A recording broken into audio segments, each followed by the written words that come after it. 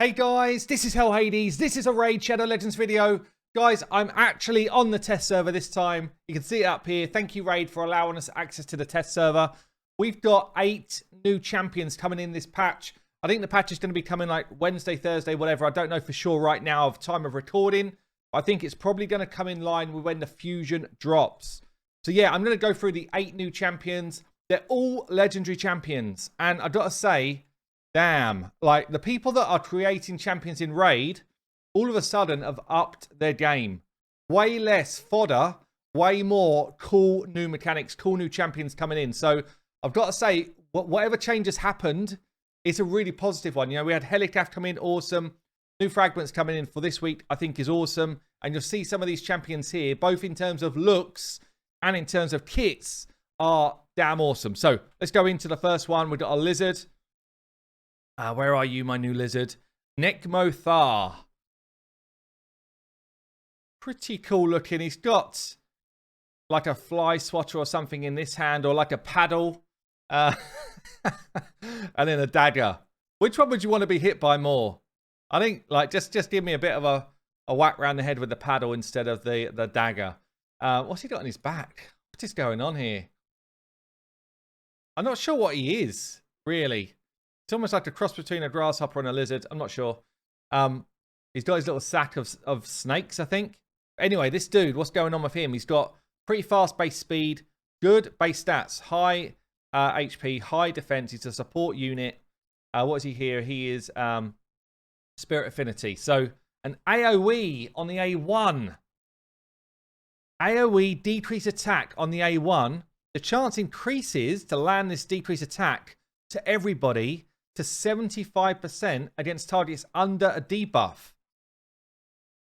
That's such a nutty A1, honestly. Like 75% chance to put decrease attack on an AoE on an A1. This screams like he's been built for Hydra already. It just screams like Hydra champion. But this is cool for like waves of enemies as well. I guess what I'm going to be doing, I'm going to be on the test server tonight. So I normally stream on a Wednesday night. I'm streaming Tuesday night, 8 p.m. UK time. I will be like playtesting these new champions. So come and join me on Twitch tonight. I'll link it down below in a pinned. But yeah, decent A1. Great A1. A2, AoE ability again. Books to 100% chance of putting decreased speed and leech.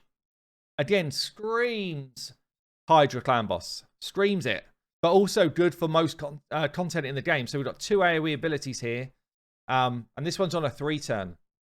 And then we've got the A3, books to a 4 turn, gives you increased speed on your team and turn meter fill. Then he gets another turn. Oh man, this champion is so good already. He's kind of like an arena speed up style champion, like a Lysandra type champion. So he's giving your team a good speed increase, like a Lysandra would. Gets another turn. Then he throws out a decreased speed for the enemy team.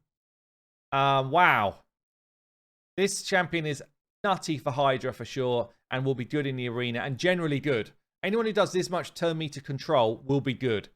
And then we've got here, passive. Fills this champion's turn meter by 5% each time a debuff on an enemy is removed. So that makes him very difficult to speed tune for like specific speed comps. Especially if you like talking normal clan boss, that type of stuff. But still feel like this guy will be awesome. 19% speed in all battles is probably a little bit low to make him your like, you know, your best speed lead for arena, but it does mean that he's viable anywhere, like anywhere. His 2 main abilities, like this one doesn't hit, but he gets another turn. So his 2 main abilities both hit. So, you know, you could run him in a control set, like a stun set or a taunt set or whatever, and you can run him fast and get through these abilities. Like this guy, top draw for me. Like he is a quality legendary champion. So Nekmo, good start, right? We've got a Skinwalker at last. We've got a new Skinwalker, and check out this dude. Check out the visual on this guy, Ragash. Damn, he looks sweet. Got like a Shere Khan vibe. Ivory was saying in content creator chat, looks damn cool. Look at this guy, loving it. Kind of reminds me of Not Street Fighter 2. I don't know what it was called. Or maybe Ultimate Fighter. It was like a Street Fighter 2 type thing, but 3D. Can't remember exactly what it's called. But anyway, there was a dude like this guy in it. It's cool. It's cool. So look at these base stats. 102 base speed. 1440 base defense. He is a defense champion. And 18k HP as well. He is going to be a tanky boy. He is going to be hard to kill. He's got his Wolverine type claws going on. Damn, awesome champ in visuals. Right, what's going on here? Double hitter. Places increased defense on this champion for 2 turns from an A1. And he's a defense-based champion. It's a cool A1. Honestly, that's a good A1. We've got an AoE ability, books to a 3-turn. Books up to 100% chance of placing a decreased defense for the Skinwalker team. For 2 turns before attacking. So before he hits, he's putting out the debuff. AoE, 100% chance of placing a decreased defense on each enemy for 2 turns before attacking. The way I read this, and we will test it tonight, that means that he shouldn't have any affinity issues. Because he doesn't weak hit with the decreased defense. He places it, then he hits. So that is extremely cool. It's a very cool ability right there. Also, books to 100% chance of placing a stun after attacking. So that one could weak hit. But still, crazy. AoE ability, drop defense, and stun in an ability with a 3-turn cooldown. And he's a defense-based unit. I love it. I love it. So we've then got the A3. Places strengthen and increase speed on all allies for 2 turns. These are 2 juicy buffs. And places a perfect veil on this champion for 2 turns. That one's a bit weird for me. Like, he's a tank. He's defense-based, HP-based tank. So perfect veil hides your champion. Yeah? So I would almost want the perfect veil to go on my other teammates and for him to be the target. But still, this is a cool ability as well. So you've got speed and strengthen. Strengthen is a straight 25% damage reduction. It's a bit like a Lydia type skill. Really cool. And then we've got here as a passive, at the start of each turn, places perfect veil for 1 turn on the ally with the highest attack at the start of each turn. Now, this is interesting as well. We'll test it as well tonight because I'm assuming this is at the start of his turn. If it's at the start of a round, it would say start of a round, and you hide your damage dealer. Firstly, you hide them so they can't be the main target. Secondly, you take less damage if you've got perfect veil on. And if it's someone like a Candy, he straight up becomes broken. Not broken, but insane with perfect veil on. So I think he's got to have a turn before this works. But still, it is a quality passive. You're shielding and hiding your damage, basically. Inflicts 20% more damage against targets whose defense is lower than this champion's defense. So this is like a PvP steal, really. But damn, I'm looking forward to trying this guy out. Increases ally defense in all battles as well. Another beast of a champion, I think. It's going to be awesome. If he hits as well, damn. Okay, third one up. We've got a demon. Demon spawn. Hefrak. That's what I'm going for the pronunciation there. This guy's looking a bit withered. Kind of cool looking. Fiery horns. It's looking like a... No, he's got this almost like a... what is it? A sickle or something? Not a sickle, but anyway, I don't know what it is. 3 eyes. Looking a bit fierce, but not too fierce. You wouldn't be that scared. He's just a bit freaky looking. Cool artwork, though. Okay, let's move on. What we got here? Attack-based champion. High base attack. Fairly squishy. Fairly low HP. So he attacks an enemy. We'll get an extra hit if the attack is a crit. This could do a lot of damage. Normally, when there's a conditional extra hit, the multipliers are high. Like, I don't know if the game knows how to code well. Normally, the multipliers are very high when we get this mechanic going on. We've got an AoE ability on the A2. So, attacks all enemies. Books to a 3-turn. Places an extra hit. Again, extra hit mechanics normally hit really hard. I'm excited to try this guy out. Places an extra hit on targets with less than 50% HP after the first hit. So very much like a Sinasha. Each hit will ignore 15% of the target's defense. Wow. That's almost a built-in Savage set. Damn, this guy could smack. This type of mechanic here could be nutty. I'm interested to try him with real gear on. We've then got increases attack and crit rate on this champion for 3 turns, then gets an extra turn. Whoo, this is big as well. So he goes, he self-buffs, he then double smacks on an AoE, ignoring defense, double hitting if he gets some low after the first hit. That is a sexy kit for a nuker right there. His passive, whenever an ally is killed, instantly activates Scorn. Whoa, hold on. Whenever an ally is killed, instantly activates his AoE and will not put it on cooldown. That is crazy. Imagine in an arena team if you just put out a level 1 Morley or someone like that. So a Morley draws a hit. She pushes your turn meter on as well as activating the big AoE. That could be a nutty champion. The only thing about this guy is he will be hard to keep alive. So he has to hit. He has to be nutty with damage. Otherwise, he's useless, actually. But if he is, then damn. If there are multiple champions with the same skill, only one will activate. Right, okay. Wow. Hefrak, another one I'm like desperate to try out. He might be the first one we test tonight. Okay. So we move on to the next one. Dark Elves. Truth. What we got here? Dark Elf, HP-based champion. Got this kind of like dodgy shield. Very serious. Okay, Dark Elf. What we got? Fast, good base defense, good base HP. Not crazy though for an HP-based champion, but okay. So what we got here? Attacks an enemy, heals this champion by 5% of their max HP. Heals this champion by 10% if they're lower health, like less than 50%. So just a straight up heal mechanic on his A1. All right, it's all right. Second ability, AoE ability, places perfect veil on all allies except this champion for 2 turns. Also places counter attack and strengthen on this champion for 2 turns.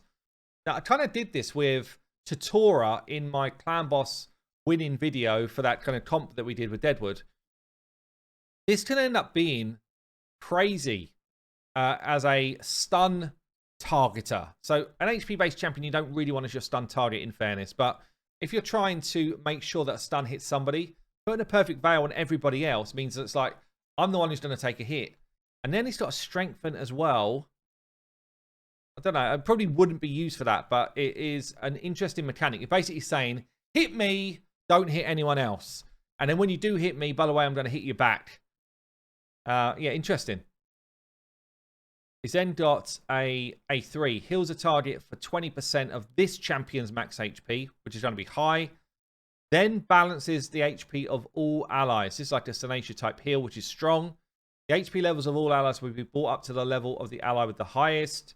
After balancing, places ally protection on the initial target. It's interesting. I feel like this guy is busted, but he might be pretty good. And then you've got here on a passive, decreases the cooldown of his, which one? Of this A3 by a turn for every 10% of HP he loses. Wow, that's a passive right there. You can literally heal someone, put ally protection on. It goes on to a 4 turn, but I mean, you lose 30% of your HP. That's pretty doable. It's just back up again. So that could end up being a crazy healer right there. Damn. Okay, nice. Different type of champion. Not as exciting for me, just because there's not going to be much raw damage there, I'd imagine. But certainly an interesting champ. Okay, we've got a couple of night revs now. So Shivanath is the next one. This reminds me big time of one of the bosses in Karazhan from World of Warcraft. I think like the second boss or something. She was massive, like massive statue type enemy boss. But yeah, it was a fun fight. Where are you looking? Very, very slow moving, statuesque.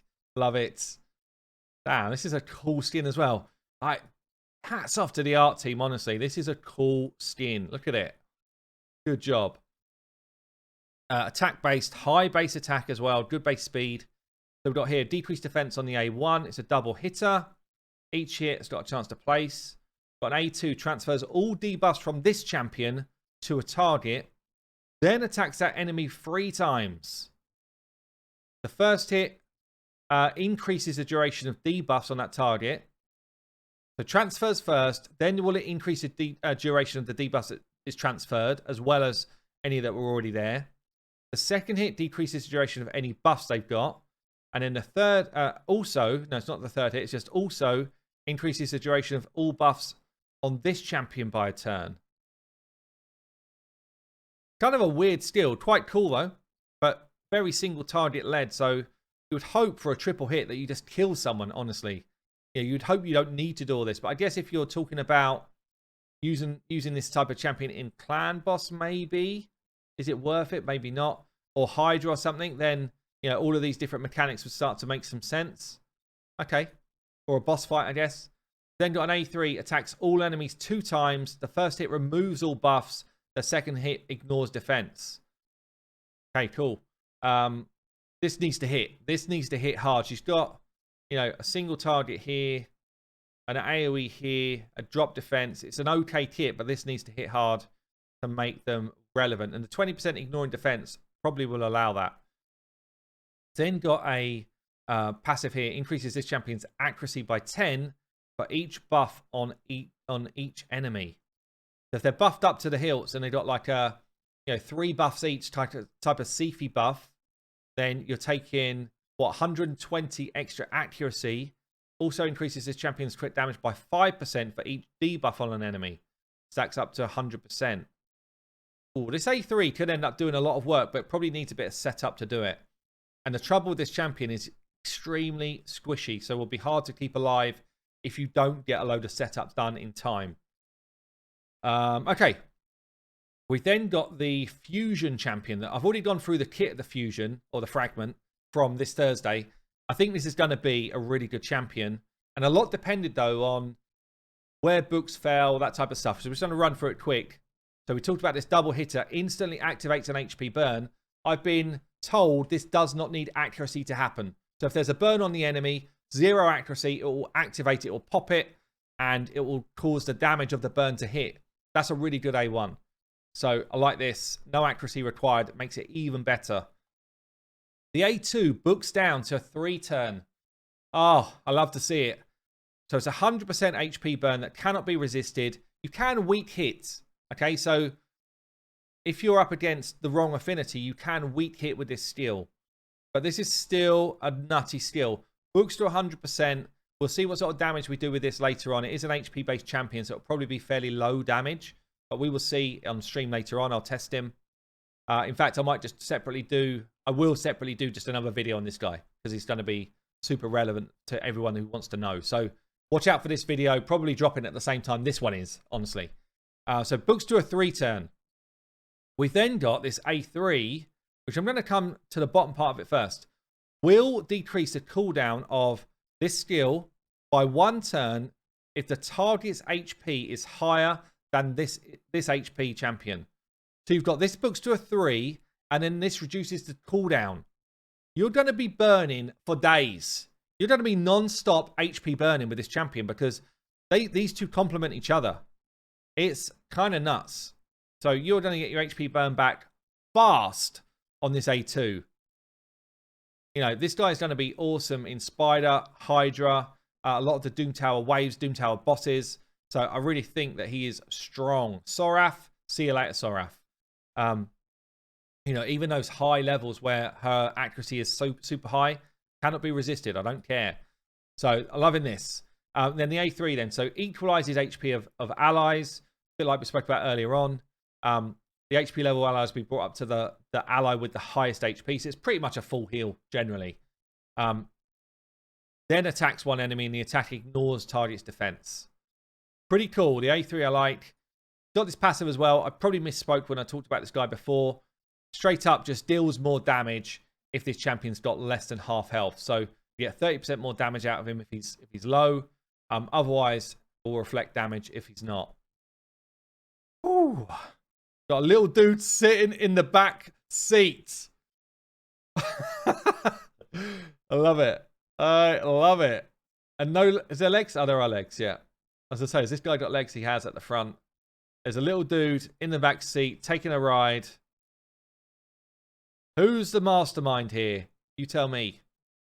Anyway, HP in all battles on the aura. Good base stats. This guy, I say, I will drop a video on this guy separately.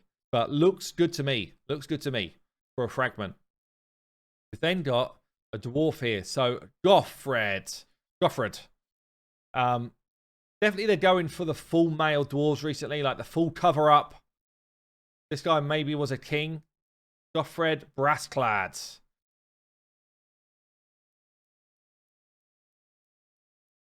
Kind of okay. I just feel like the dwarves at the minute, they're looking a bit like Lego. I feel like some of the new dwarves are feeling a bit like Lego characters to me. So, not my preference, but I prefer the dwarfs that are a bit more kind of like gruff. Anyway, that's my view. What we got here? 102 base speed, 1400 defense, 19k HP. This guy is an absolute tank of a dwarf. This guy can tank it up all day long. So we've got a double hitter A1. First hit, chance to place decreased defense. The second hit, chance to place provoke. I guess that's coming in now for the Head of Decay. As a really good Head of Decay hitter. 50-50 on it. I like it. Second hit is an AoE stun. So that isn't a Hydra skill. That's more like just a general wave skill.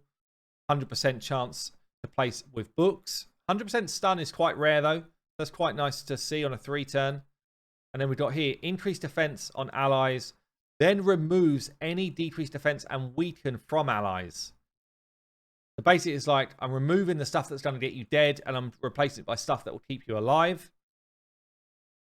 And then it's got its passive here. Whenever an ally is attacked while under block damage, placed by this champion, books to 100% chance of placing a stun on the attacker. That's interesting.